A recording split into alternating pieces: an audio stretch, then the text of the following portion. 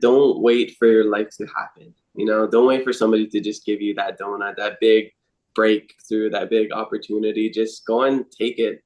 I mean, there's so many things that we can do these days, to make money, to travel, to volunteer. We have so many resources that we didn't have, 20, 30 years ago, even 10 years ago. So I feel like whatever it is that you want to do, nothing is really stopping you but yourself.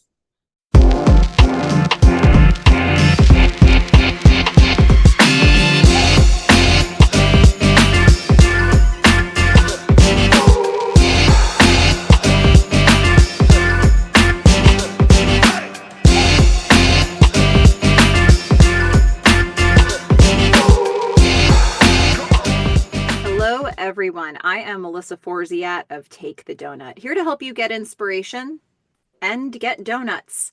I'm a motivational keynote speaker, and today I'm bringing you a Take the Doughnut interview with Kamaka Dias, who is the host of the Keep It Aloha podcast. Welcome. Hello, Melissa. Thanks for having me. I am so glad to talk with you. Before we get into anything more serious, I have to ask, what's your favorite donut? So I actually did my research because I knew you're going to ask this. And I have a couple answers. I think first thing that comes to my mind is this maple bacon donut from this place called Doughnut King here on Oahu. And then I also like a good old-fashioned donut. And if I have to go give like a Hawaii-centric answer, I gotta say a poi donut or a malasada.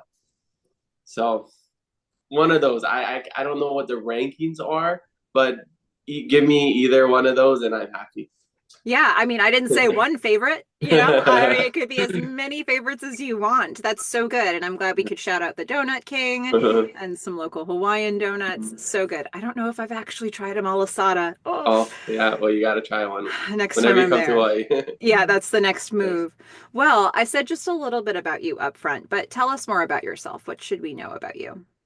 Yeah, so I'm a native Hawaiian. I mean, mixed Japanese, Korean, Portuguese, all of that. But identify as a native Hawaiian here in Hawaii. I was born on the Big Island, grew up in a town called Hilo, and I grew up going to a Hawaiian immersion school. So my whole entire life since I was a baby, my dad has been speaking Hawaiian to us. So Hawaiian is considered our first language. So we learned Hawaiian and English simultaneously, and then grew up playing sports, video games, all like the normal kid stuff. And then my senior year of high school, I moved to Oahu, where I'm at right now. Graduated, went to University of Hawaii at Manoa, majored in communications, and studied abroad a couple of times. Learned about the Peace Corps. Joined the Peace Corps. Spent 3 years in Madagascar volunteering. I taught English for 2 years. Then I extended and worked with a community health organization during my third year. Then came back to Hawaii in 2019, right before the pandemic. I started this campaign called the Race to 50K to pay off $50,000 of student loans in 1 year. Finished that in 11 months and then started a business. And through that business, it was about supporting local businesses. We were doing these spotlight videos and I would host them and highlight the different businesses. And then in 2021, we started to phase that out and my team told me to start a podcast. And started a podcast. I didn't want to, but they forced me to. I ended up loving it. And yeah, been podcasting since the end of 2021, and now it's my career. It's amazing. Yeah. If anybody was thinking, I wonder what he has to say today, like, why interview Kamaka Dias? They just learned why if they didn't already know. And I'm sure a lot of people are coming to this and they're already familiar with some aspect of your very varied background, but you are exactly the right person to ask these questions to. Before we get into it, I'll reset this conversation. For those who haven't seen a Take the Doughnut interview before, basically, for me, Take the Doughnut is an expression that means carpe diem. It's the same thing. And it comes from this strange thing that happened in college where I left a real donut on a table, but that became an object lesson for me and what it looks like to leave an opportunity behind. So I don't want to do that anymore. I want to take the donut. And so this conversation is all about going after opportunities, going after goals, and what that actually looks like for us, when we're really doing it. So to that end, let me ask you this question. How are you with going after goals? What's that process like for you? I think that's pretty much my entire life. I don't think that I ever hesitated going after opportunities, even from moving to Oahu, to another island without my family, my senior year of high school, just to play sports, as an opportunity to, play in a with better competition and possibly go to college.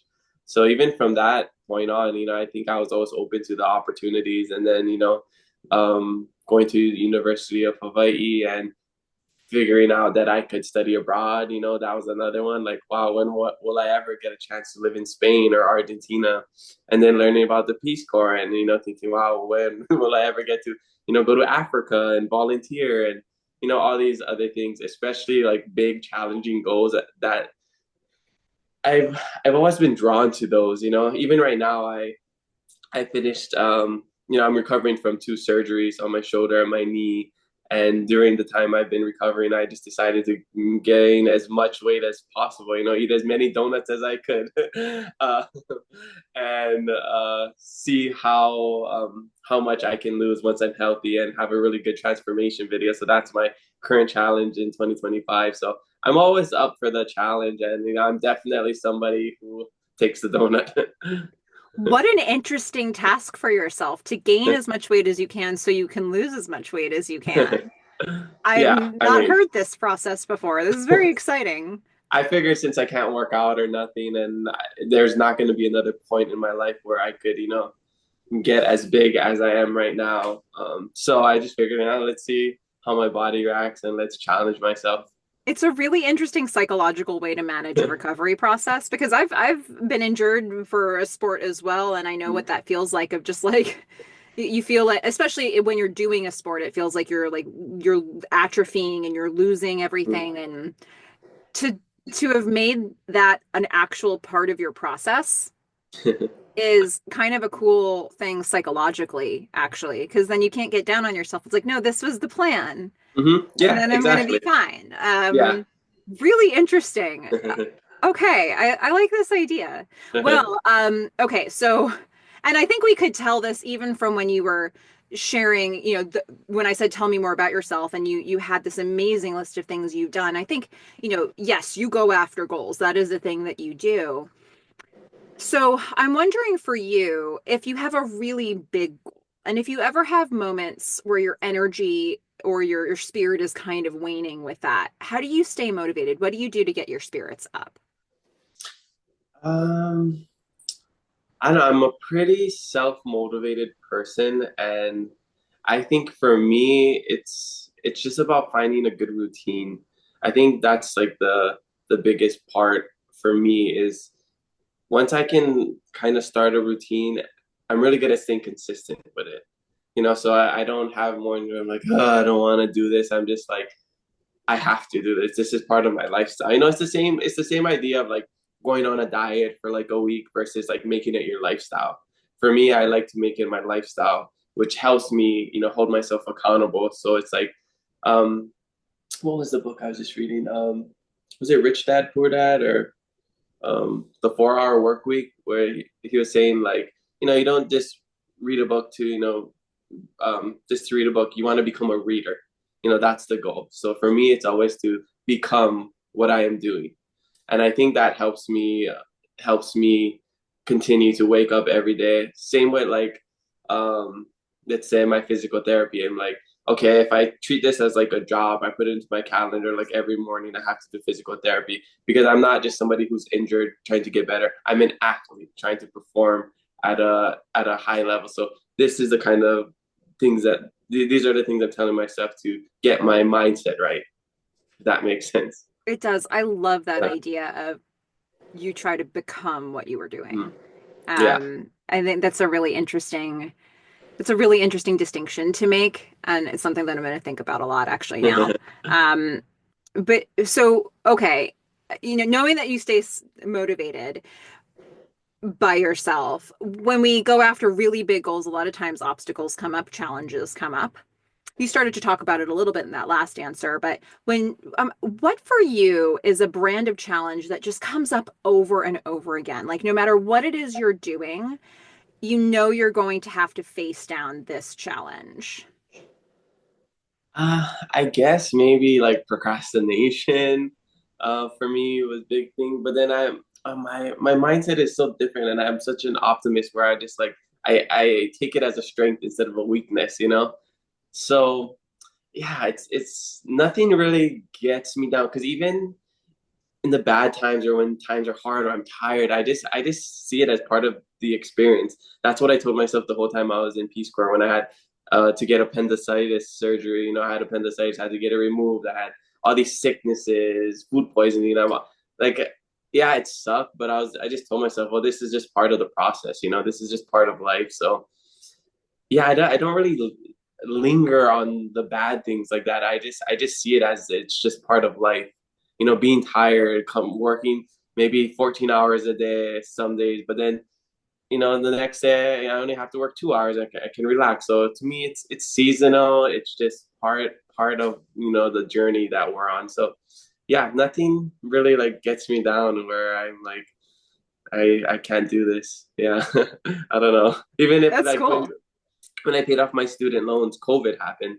So, I was doing a bunch of odd jobs and being out in the community. I dressed up as Buzz Lightyear for kids' birthday party. I was doing all these things where I had human contact. And then COVID happened, and then I just had to pivot. I thought of different creative ways to continue to help others and make money. So it turned into like delivering stuff, grocery shopping for people, and like doing yard work. So yeah, if something bad happens, I just adjust. Hmm. Okay, yeah. I mean, it's almost like challenges. What are you talking about? Yeah, But you see yeah. them, you acknowledge them, but it's part of the process. You just keep moving through it. Um, Mhm. so when you think back on your life, and this could be a personal or professional answer, but what would you say is the biggest donut you've ever taken? Probably Peace Corps. Peace Corps is definitely the hardest thing I've ever done, and they say it's the hardest job you'll ever love, and it's very true. I mean, you're put in a situation where many of us never have a chance to experience. You're living in a rural environment in a poor country. You have no running water or sometimes electricity, and you're speaking a language that you've never spoken before.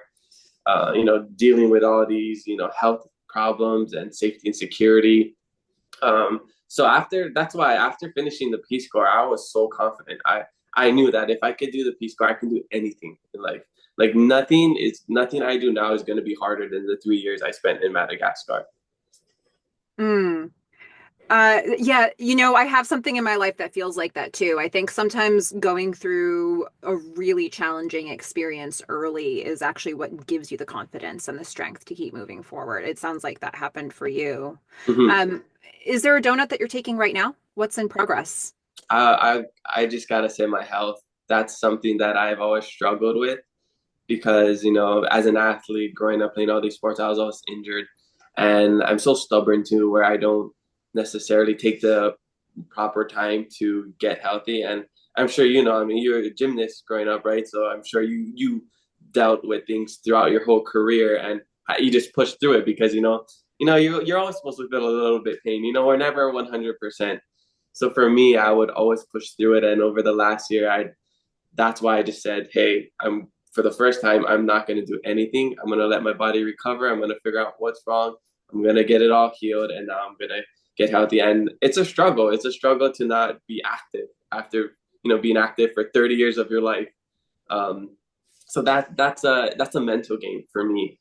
Not so much the physical side. The physical side, I mean, no, you work out, you get stronger. You can get back to where you were, but it's the mental side that's really tough. Yeah, it's a mind game in Mm-hmm. recovery. It is Yeah. not easy. Oh my goodness. Well, speaking of that, there may be people out there who are listening to this who are struggling with something. Maybe they have an idea, something they want to go after. Maybe they're already in progress, but they need some motivation. Let's sprinkle some encouragement for the people who have a donut they want to take. What would you say to them? I would say don't wait for your life to happen. Don't wait for somebody to just give you that donut, that big breakthrough, that big opportunity. Just go and take it. I mean, there's so many things that we can do these days, to make money, to travel, to volunteer. we have so many resources that we didn't have, 20, 30 years ago, even 10 years ago. So I feel like whatever it is that you want to do, nothing is really stopping you but yourself. As long as you can figure out some sort of system where you can, I don't know, say like you have a job but you want to go pursue this other thing, maybe carve out time where you can still have a little bit time for you to find out how you can pursue that passion. And then maybe once that starts taking off, you can, quit your other thing and then fully go into this. So I would say just prioritize your happiness and prioritize what you really want to do in life. And, everything else will follow. I never did anything, to get money or, besides my student loans, but that was for a specific cause, but nothing where like, I want to be rich. I want to do this. I've always just did whatever the next most exciting thing is. And that's always kept me happy and got me to where I'm at. And now I literally get paid to talk, so I mean, I can't really complain about anything. I feel very blessed. You never know where things can lead. You just, things are possible that you didn't even dream about. So, Yeah. what an inspiring answer to that. So, for those who want to follow you on your journey, where can we find you? What link should I put in the description? You can just put my Instagram, Kamaka Dias 8, and that's pretty much connected to everything. My podcast is in my profile, Keep It Aloha Pod. And then from there, it has all the other social media links. Okay, so everybody be sure to check out that resource, and then from there, all the other resources. And, and if you liked hearing the story, which I'm sure you did, be sure to like and subscribe on this video because there's so many inspirational interviews still to come. But Kamaka, thank you so much for taking time and talking with me, talking with all of us about going after opportunities and goals and what that looks like for you. Yeah, mahalo. I love what you're doing. It's so inspiring. And I don't love that your background is 3 donuts. And I'm supposed to be healthy these days, so no, see, this is the part of the process where you're gaining weight, so you can lose. So this is exactly the mood that you need right now. I guess I might have to go to Donut King after this. Get some malasadas. Yeah. Oh my gosh. And a poi donut. I'd never even heard of that. That needs to happen for me. Oh my goodness. So now we're all hungry, and so thank you for being in here. And to everybody who's watching this, go out there, get inspiration, get donuts. Take the donut. Bye.